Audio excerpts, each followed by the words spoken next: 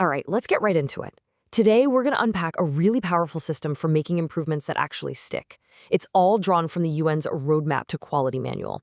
Our goal here is to build a framework that helps you stop just patching problems and start solving them for good. But let me start by asking you something. Have you ever felt like you're stuck on a hamster wheel at work? Dealing with the exact same frustrating issues week after week? That one nagging problem that just refuses to go away? It's that classic feeling of déjà vu, right? You fix something, you feel good about it, maybe you even high-five your team, and then a few weeks later, there it is again. That cycle isn't just frustrating, it's inefficient, and it's a huge clue that we're missing something really fundamental in how we approach problem solving. So here's the big idea. Breaking that cycle, it's not about working harder, it's about thinking differently. It doesn't start with some new software or a complicated chart. It starts with a total shift in mindset.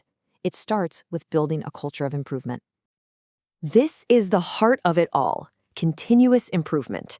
This isn't a job for just one manager or some special quality team. No, it's a core belief that pretty much everything can be made better, and that everyone, from the person on the front line all the way to the CEO, has a part to play. It's all about working together to stop problems before they even have a chance to start. And the source material really nails it with this quote.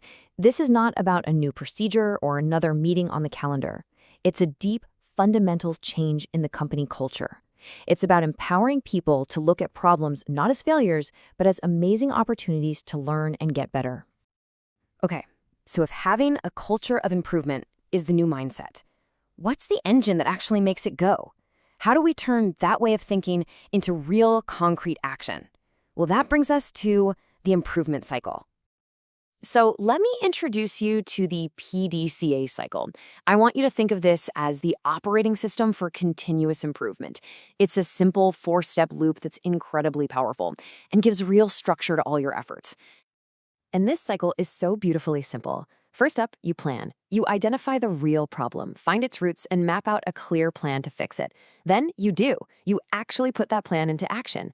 Next, and this is crucial, you check. Did it work? You look at the cold, hard data, not just what your gut tells you.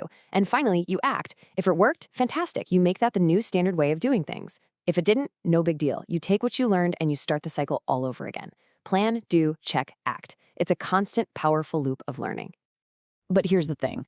That whole PDCA cycle can completely fall apart if your plan stage is built on a shaky foundation. I mean, if you're not aiming at the right target, you're never going to hit the bullseye, right? So this is where we need to put on our detective hats.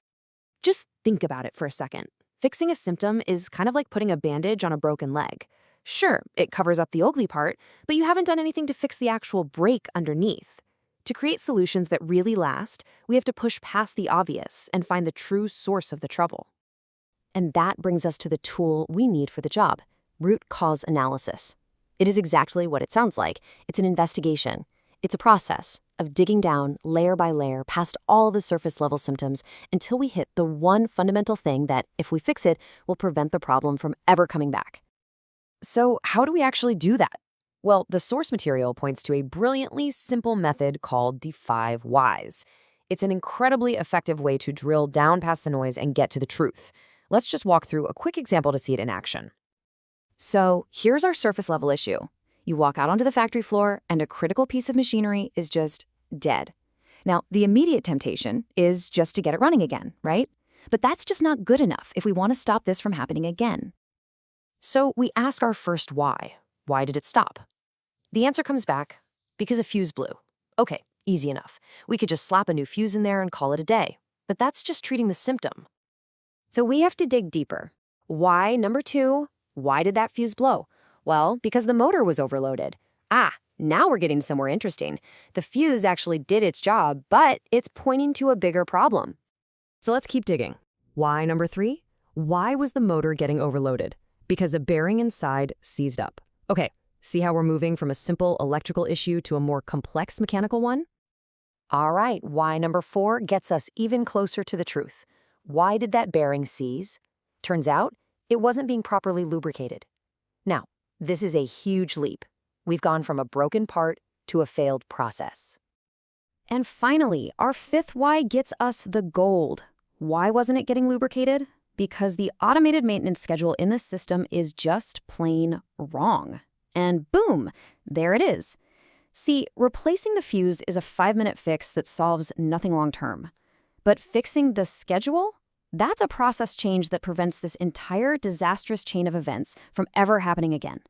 That, right there, is the awesome power of finding the root cause. So let's pull all these threads together.